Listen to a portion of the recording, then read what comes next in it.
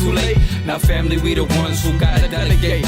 Get that money in the power, never be fake. Stick to cosign for 3. What did he say? Create jobs, support our own. Educate the same and buy back your home. Got 3 degrees, triple 10. 3 PhDs, now we on the CNN. DBTV, let's talk about negligence. Ignorance is bliss, but we can turn it to intelligence. Believe none of what you hear, half of what you see. Let's break it down here on Dr. Boyce TV. Here we are. Hey, what's going on, black people? How you doing? My name is Dr. Boyce Watkins. Welcome to drboycetv.com, the home for intelligent black people. And also welcome to Ball Sports. The ballsportsnetwork.com is where we talk about all issues related to brothers on sports and society and everything else. And the big conversation for today is Patrick Mahomes from the Kansas City Chiefs, who just signed for a grip. He just signed for a big old pile of money, and he ain't never going broke. He'll be living like Buffett in a minute. And to talk about this is my good friend, Mr. Jeff Lightsey. How you doing today, brother? Pretty good, Dr. Boyce. How about yourself? Doing very well, thank you. And Jeff is just a sports genius and knows a lot about what's going on in sports and the NFL and everything, and the NBA and all of that. And I always ask Jeff all my sports questions, and he always has a good answer. So let's just start with the big question, man. What were your thoughts when you saw that Mahomes signed such a massive contract? I knew he was going to get paid, right? Anybody knew. Stevie Wonder could see that he was going to get paid, but $500 million, really? So that's the thing, boys. So Patrick Mahomes, for all who don't know, signed a contract 10 years at an excess. He can earn over $500 million, basically, right? Like the contract in itself, the bare minimum he's going to get if he lasts the duration of the 10 years is $475 million. But if he hits all the incentives, he'll earn over $500 million, which is, like you said, $500 million, which is the largest sports contract in the history of all sports. Like not just the NFL or the NBA, like all of them, like baseball too. So who are you talking about? Bigger than baseball. There's no baseball players that got that much. There is no baseball player that has a contract that can earn them over $500 million. No, the largest one is Mike Trout. Mike Trout signed last year in 2019 a contract that'll earn him roughly $25 million. Whereas Patrick Mahomes, if he hits all the incentives and lasts the duration, will earn him $503. So it's almost $80 million more than what Trout even got in baseball. So yeah, over the same amount of years, 10 years. So it's pretty insane to see not only a football player, a quarterback, but a black quarterback get that much money and sign a deal that long. Like it's incredible. I mean, like you said, when we all knew there was like the Chiefs were going to hand Mahomes a blank check. Like if you watched Mahomes the last 2 years, he's different. Like he's just different than everybody else that plays. Like there's a few players that are just different when they play. Lamar Jackson's different when you watch him play. Patrick Mahomes is different when you watch him play. And so the fact that he's won an MVP, a Super Bowl MVP, thrown for 5,000 yards, had a 50 touchdown season, all before the age of 25, like it's just insane, right? And now that we're seeing quarterbacks like Tom Brady and Drew Brees play into their 40s, and he's 25, we knew he was going to get paid big time, and that's exactly what he did. It's incredible. Wow. In case you just came in, I'm speaking with Mr. Jeff Lightsey, and he is a sports expert, and we're talking about Patrick Mahomes getting all that crazy money. He got $500 million. I don't know if you guys saw, but it was a 10-year deal. And I want to say hello to everybody on Instagram. If you want to follow the Black Financial Channel on Instagram, go just look it up, the Black Financial Channel or theblackfinancialchannel.com. That's where we do financial stuff. And so let me ask you this, man. What I've noticed with contracts is that when one player gets crazy money, the other team owners, get a little bit nervous because that means they're going to have to come back and match that. Like when the negotiations occur, they're always comparing, what they're demanding. The agent compares their number to the numbers of equivalent players. And here's the thing that I'm curious about, and I'd love to get your take on this as a really great sports guy is, there is no other Patrick Mahomes. No. Right? I'm a huge fan of my boy out of Baltimore. Give me his name, please. Lamar Jackson. Lamar Jackson. Yeah, I was gonna say Deshaun Jackson. But I know that's not right. Yeah, and he's out of Louisville, so I should know this, right? But he's not Patrick Mahomes, right? So I'm trying to figure this out. So do you think that Lamar Jackson's agent, in a contract negotiation might come in and still, to the Ravens and say, our guy's the best guy out there. He was on the cover of Madden this year, and all these other things. He deserves the same as Mahomes. Is that even a logical argument? No. So what the consensus around the NFL is that Mahomes is just different, right? Like any and everybody knows when you paying Patrick Mahomes, you're not going to pay anybody else like that, at least for the time being, right, as of 2020. But what Lamar Jackson or a Dak Prescott or Deshaun Watson, guys whose contracts are ending or guys who are looking for new deals can do is, okay, Patrick Mahomes is getting $45 million a year. We know we aren't Patrick Mahomes, right? But I might be worth $40 million a year. Like maybe if I was going to negotiate for 35 or 38, now that I see Mahomes is getting 45, okay, if I'm Lamar Jackson, especially if he goes out and wins a Super Bowl this year, he'll have everything Mahomes has. He'll have a Super Bowl. He'll have an MVP. He'll have a cover in Madden. All these same things that Patrick Mahomes had. Now, obviously, you can still, he will have that argument to say, I'm just as good. I've accomplished every single thing that Patrick Mahomes has accomplished. So he might shoot for $45 million. But say if he doesn't go out and win a Super Bowl, say if he, has another great season, loses in the AFC Championship to Patrick Mahomes or something, or even makes it to the Super Bowl and loses in the Super Bowl, whatever.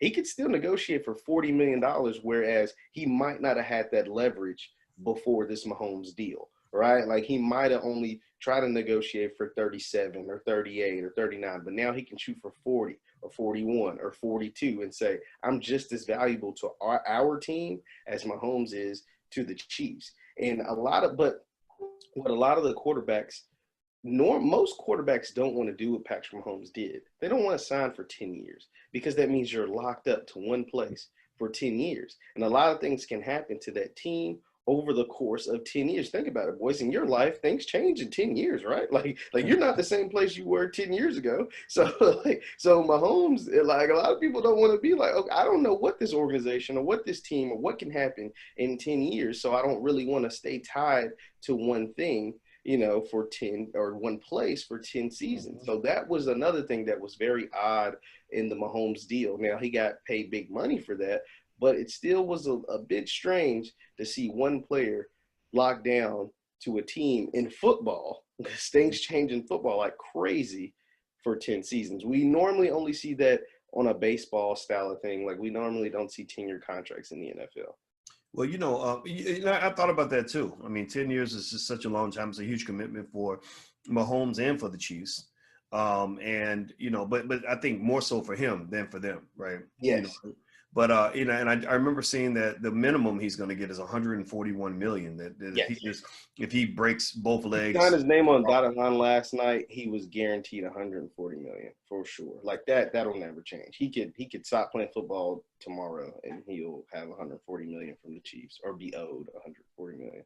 Wow. So even if he just decided to just walk away from the game, like now if he retired, it'd be a little different. You don't get those same obligations. But if he suffered a career-ending injury tomorrow, right? Like he would still, like the Chiefs would still owe him 140 million. Like that won't change. Interesting. Okay. Well, good for him. I think that's really cool. So I was curious to get your take, man, as a sports guy. I'm wondering, how do you think Dak Prescott might be feeling as he watches this happen? Now, let me ask you this. Did the Cowboys finally make the deal with Dak that they were waiting on, or is that still up in the air? No. So Dak signed what's called a franchise tag, which means you're only guaranteed 1 year and 1 year salary. And so he signed a franchise tag for about $31 million, almost $32 million. But that's it. There's no financial stability with that, right? Like you get the 1 year contract, but say if Dak goes out and plays on this franchise tag and he gets hurt, well, the Cowboys can wipe their hands clean with him, right? Because they don't owe him any more money. They don't owe him anything. And he won't get what he feels like he deserves, at least what he's earned over the last 4 years. He won't get anything long term. So that's why the Cowboys and Dak, and the Cowboys obviously still have reservations about Dak. Like they don't know if he's their guy, because if he's your guy, you get a long-term deal like Mahomes got. Not a deal like Mahomes, but you get a deal, So, but if your team is iffy about you, they twiddle their thumbs. Basically, they're 1 foot in and 1 foot out. You know, like it's almost like you know, you're my girlfriend, but I ain't posting you, I ain't showing you off. You know, like so that's kind of what the Cowboys are doing with Dak, and that's why they because quarterbacks don't get franchise tagged. I mean, just to let you know, like I said, it's just a 1 year deal. You're only guaranteed one. And only quarterbacks that get franchise tags are teams that still aren't for sure about them. You see, Mahomes, he didn't get franchise tagged. Lamar Jackson won't get franchise tagged. Deshaun Watson won't get franchise tagged. Like, these are things that teams don't do with quarterbacks because you have to have a quarterback to win in the NFL. And so most of these teams give their quarterback long-term deals. The ones that get franchise tagged, like Kirk Cousins, they eventually, most of the time, a lot of times, they eventually move off of them. So Dak's in a peculiar situation, especially with the Cowboys, figuring the Cowboys normally pay their best players. They normally give them those guys deals.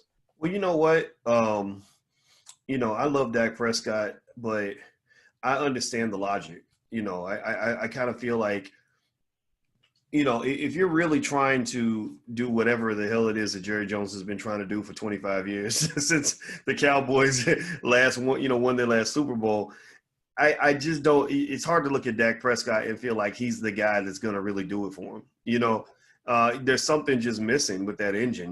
The numbers are there. He's doing his best. I mean, you got this great running back, Ezekiel Elliott from Ohio State, you know, where I went to school. And, you know, and actually Ezekiel's dad is one of my Facebook friends, you know, so I'm real happy for him. But something isn't clicking, you know. And so I'm curious about this. So tell me about this franchise tag. Can a team do that to a player like for several years in a row, or is that kind of a one-time thing that they're going to do to Dak and they can't do it again? They actually can do it for multiple years. Now, the more years you do it, the more it costs you. So what the franchise tag is, they take the 5 highest salaries, right, and they average them, and that at your position. So if you're a quarterback, the 5 highest salaries at your position, and they average them, and that's how much you'll make for 1 year, right? And so that they do that just to hold on to you. And most teams, they'll tag you and then they'll negotiate a deal, right? And they'll sign you long term. But it's just like a placeholder, right? And sometimes they make you play under the franchise tag. But if they decide to do it for 2 years in a row, then the price goes up. They don't do the average anymore. They take that price and I think they add like 20% or something. It's a percentage that they add to it. So it goes up every time they tag someone. Yeah, they essentially can do it. So a lot of teams sometimes, if they, you know, just want to hold on to a player for a certain amount of time but don't want to pay them, they'll tag them once, they'll take that 20% increase, tag them twice, and then get rid of them. All right. Now, I don't think that'll be the case with Dak. I think Dak will get a deal. But to me, it was definitely a slap in the face when they decided to tag Dak Prescott. Because like I said, normally they do these for position players that are like expendable. They don't normally do this for quarterbacks because good quarterbacks aren't expendable in the NFL. You either have one or you don't. If you have one, you're in good shape like Kansas City, like Baltimore, like Seattle. If you don't, you're in shape like Jacksonville or, these teams without good quarterbacks. So you're looking for one. If you're either in the business of having a good quarterback or in the business of looking for a good quarterback. Like there's no in between. So that's why it was interesting to see the Cowboys do that to Dak. Wow. Everybody who just came in, I'm speaking with Jeff Lightsey Jr. from Ball Sports, and we're talking about Dak Prescott Dak Prescott, Patrick Mahomes, and the big $500 million contract that Patrick signed for, which is an insane amount of money. I was really surprised, but I wasn't surprised, because, the guy was so good. He just every time you thought that there would be a hole in his game, there were no holes, at least not last year. And what I really am thinking about, too, is I remember hearing that Patrick is also a really good baseball player. And, and that played a part in his ability to do what he does with the ball, the way he does those weird sidearm throws, whatever, but I'm thinking about that, right? There are other quarterbacks who played baseball too. They can't do that. Guy that plays, the brother that plays for the, you have the names in your head. Russell Wilson, he played baseball. Russell Wilson, well, he got paid though. I'm thinking about the short Kyler Murray. Yeah. The little engine that could, Now, he's a baseball player too, right? Yeah, he actually got drafted number 9 overall, like in the first round of the MLB draft. Like, so he went number 1 overall in the NFL draft and number 9 overall, like a top 10 pick in the MLB draft. Like, that's how good he was at baseball. Wow. So it's interesting. It's like, you can tell there's a difference between the baseball quarterbacks and regular quarterbacks. Yes. But then there's a difference between Patrick Mahomes and everyone else. Yes. So, I mean, that's just Patrick Mahomes. I mean, some people are calling him like the Michael Jordan of football, right? Like it's kind of hard to compare, basketball players to NFL players, because NFL players, it's more of a team game. You need other people to do their job for you to be successful. Whereas basketball, if you're Michael Jordan, you're LeBron, you can go out, and if nobody can stop you, they just can't stop you. And then you can guard the best player and stop them. So like it's a little more impressive as far as basketball.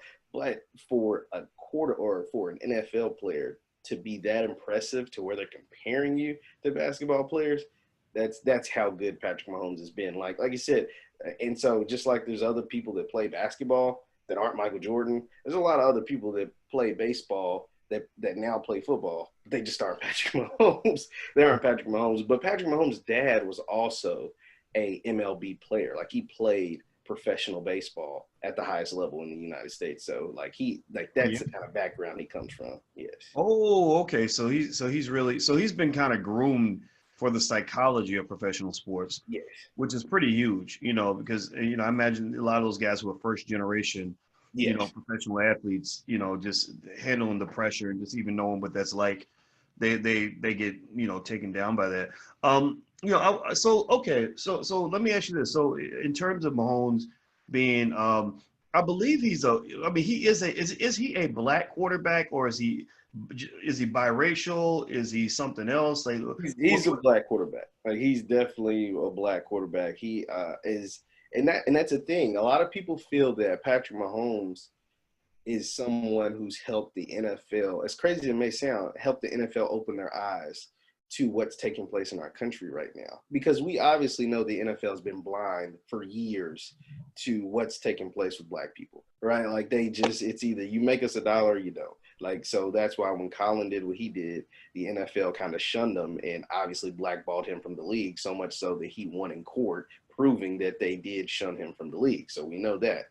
But when Patrick Mahomes got on made a video with these other black players across the league, saying Black Lives Matter, a lot of folks, insiders in the NFL, felt like that opened their eyes to what is actually taking place and what kind of forced their hand, not really necessarily forced their hand, but made it, okay, maybe we need to issue an apology for the kneeling. Maybe we need to do this. Now, obviously they never addressed Colin directly, which they should have, but they did, try to come up with some excuse or whatever, say we were wrong, and their stance against the kneeling and stuff like that. So, and a lot of people feel like Patrick Mahomes and his involvement have a lot to do with them taking that stance. You think they're going to sign Kaepernick in the near future? No. Really? What makes it? And all you guys in the audience too, give me a yes or no if you think that Kaepernick will be coming back or not. Give me a yes or no in the chat if you think Cap is coming back. Why do you think they won't sign him? Because one, he hasn't played in the NFL in 4 years, 3.5, 4 years, and that's to no fault of his own. That's because, like I said, they blackballed him from the league. So when you haven't played football in that long, now Cap's only in his early 30s. Like he's still fairly young for an NFL quarterback, but he hasn't played in the league in that long. And then he will be and one thing about the NFL, one thing that they hate, besides Dallas, most teams hate distractions, right? The Cowboys welcome distractions, but Jerry Jones obviously isn't in the business of Black lives or, caring for players, outside of fighting against racial injustice or whatever. So he's not going to be in that. So outside of the Dallas Cowboys, players don't like distractions. And Colin Kaepernick, if he signs to a team, will be the biggest celebrity on the team. Like no matter what team he's on, he can be on the team with Tom Brady or Patrick Mahomes or whatever. He's going to be too big of a celebrity as their backup. It's not going to be a starter. Every team already has their starter, or at least their starter in place for this season, to be a backup. So I just think that that'll carry too much weight. And I still think even the climate that we're in, I hate to say this, boys, but as long as Donald Trump is the president of the United States, there won't be a team that's going to take a risk on Kaepernick because they're going to feel too much pressure, and they feel like a certain base a certain group of people won't watch their games, or if they're allowed fans in the stands this year, won't attend their games or boycott or whatever, even with the climate that's going on, simply because Colin actually, was fighting for things like this, what's happening right now, 4 years ago.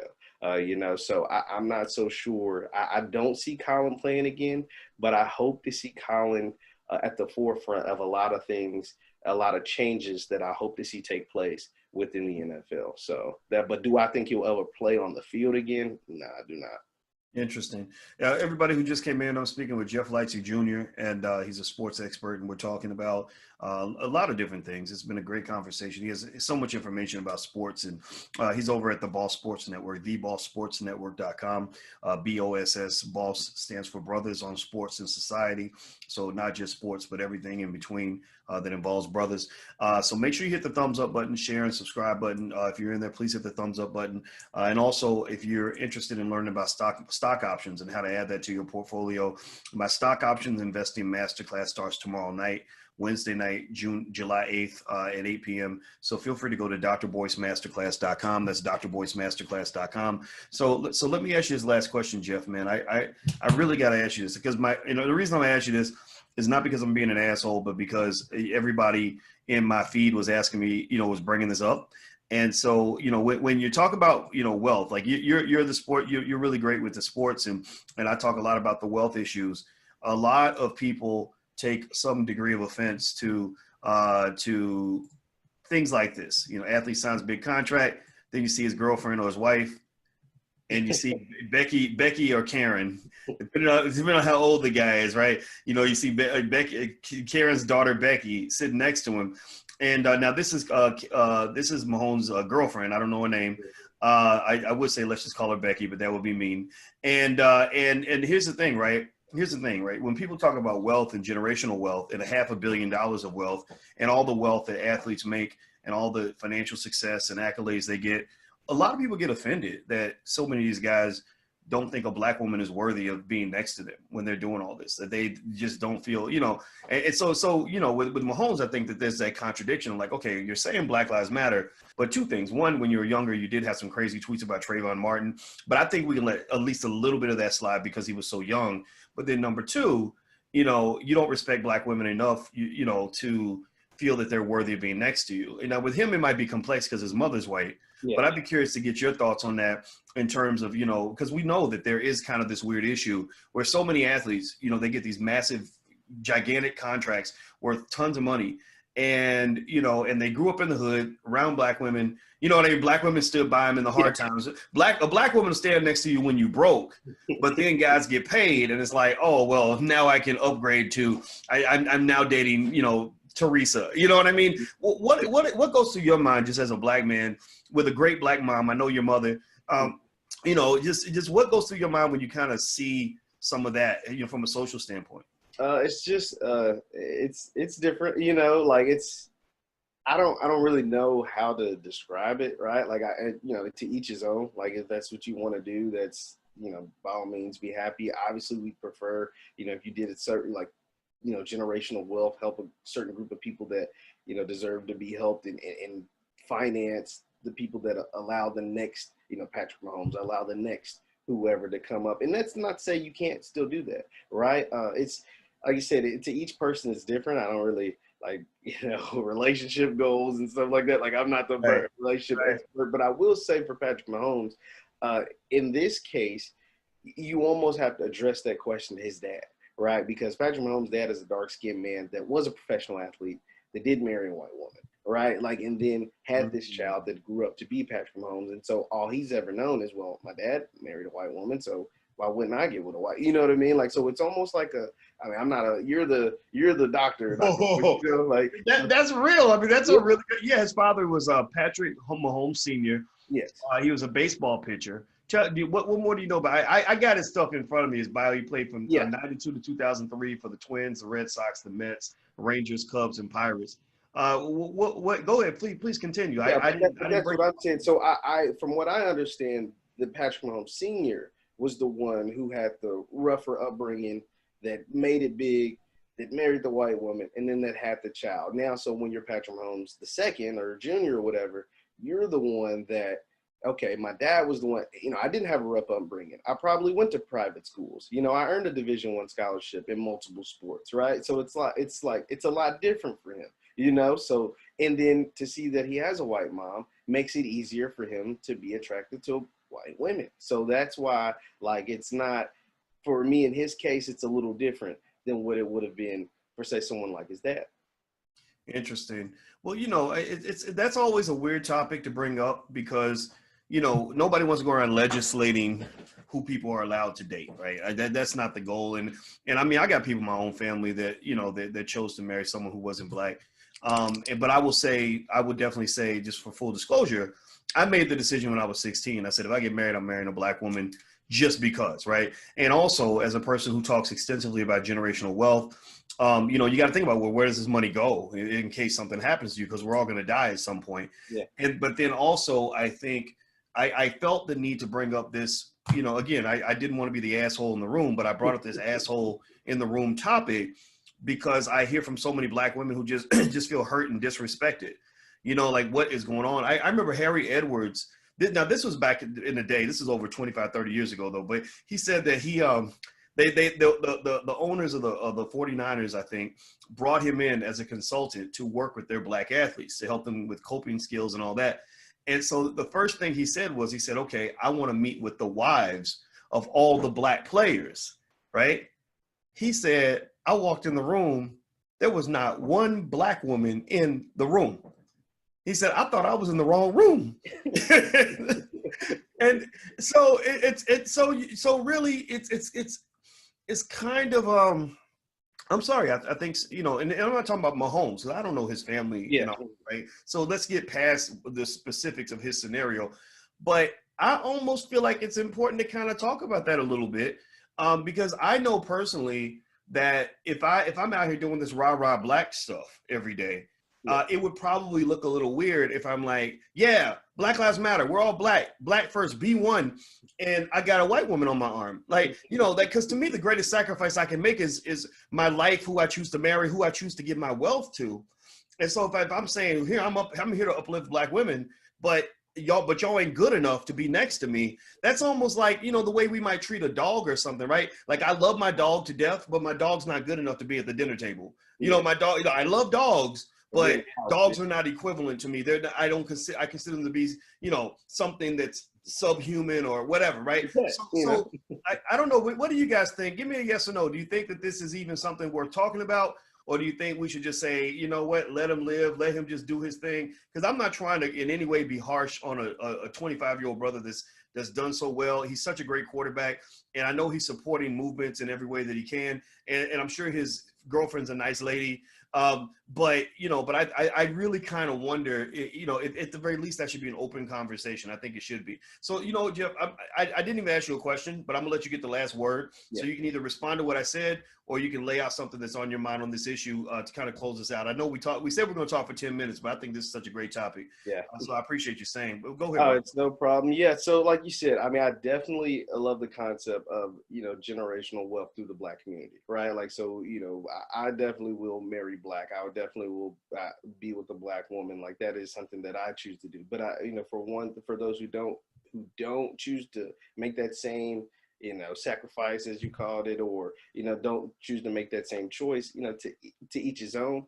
But I do definitely feel like, whether you're Patrick Mahomes or any professional athlete or any, entertainer or any like scholar or whoever, someone who was able to make better for their lives than it was, for their lives or their kids' lives or whoever, to be able to give back and make sure you support your community and do things that, even if you don't publicize it, or even if you don't, have to publish it and send it out to the world, but allow, each one teach one, teach somebody else how to garner resources for themselves, how to develop the community and develop yourselves, and be able to, funnel that wealth back into someone and your group of people that need it. That, I guess that would be my best way explanation to in that. Yeah, it's a tough topic. It's really, I know it's a little bit outside of your expertise on sports, but I really just think as black men, we got to talk about it on some level, and I think it would probably be less effective if we were two women who were mad about this, you know, I think as men, I think we can actually accelerate that conversation a little bit more. Because I personally think that that's something to at least process, you know, like when you talk about love and relationships, a lot of people act like you can't control who you fall in love with and all that. I don't believe that shit. I believe you can decide, you know, like, you know, okay, this is for me. This is not for me. This is where I'm going to, you know, bring my resources. I want my money, you know, to stay in my community, period. You know, so anyway, but God bless Pat, and congratulations on his new contract. I think he's a great quarterback, and I'm sure he's a great guy. And also Jeff Lightsey Jr., that's the brother I'm speaking to right now. He's at the ballsportsnetwork.com. That's where his videos are. But also, Jeff, where can people follow you on Instagram or Twitter, anywhere else? On Instagram and Twitter, it's just JLIGHTSY and the number 7. So J Lightsey 7 on both IG and Twitter. Okay. Well, you know, I'm telling you, this guy knows sports really well. Let me tell you guys a little story. Some of you who are sports fans know about a guy that's on ESPN or Fox or whatever every day named Nick Wright. Is he on Fox or ESPN? Fox Sports. He's on Fox Sports. And Nick Wright is just a sports genius too. I mean, he just knows his stuff. He knows his numbers. He knows his analytics.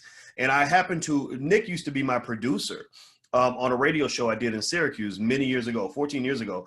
And I remember when he was a student, I remember how obsessed he was with sports and how he just knew all his data, knew all his stats. So when I saw him as one of the leading anchors on ESPN, I wasn't surprised at all, because I remember I said, oh yeah, that kid just loves sports.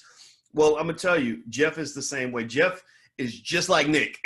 So if you want to get on the ground floor on somebody that is black and intelligent, but also just really knows his stuff and is really into you know, what's going on in the world of sports, and you're a sports fan like me, go follow Jeff on Twitter and Instagram. That's J Lightsey. Is it J Lightsey Jr. or J Lightsey 7? J Lightsey 7. J Lightsey and the number 7, just like Kaepernick, and you'll get your fill every day. So thanks a lot, man. I appreciate you hanging out with us today, and I thank you guys for hanging out with us. And we shall see you soon. So take care, and please have a wonderful day. Bye bye.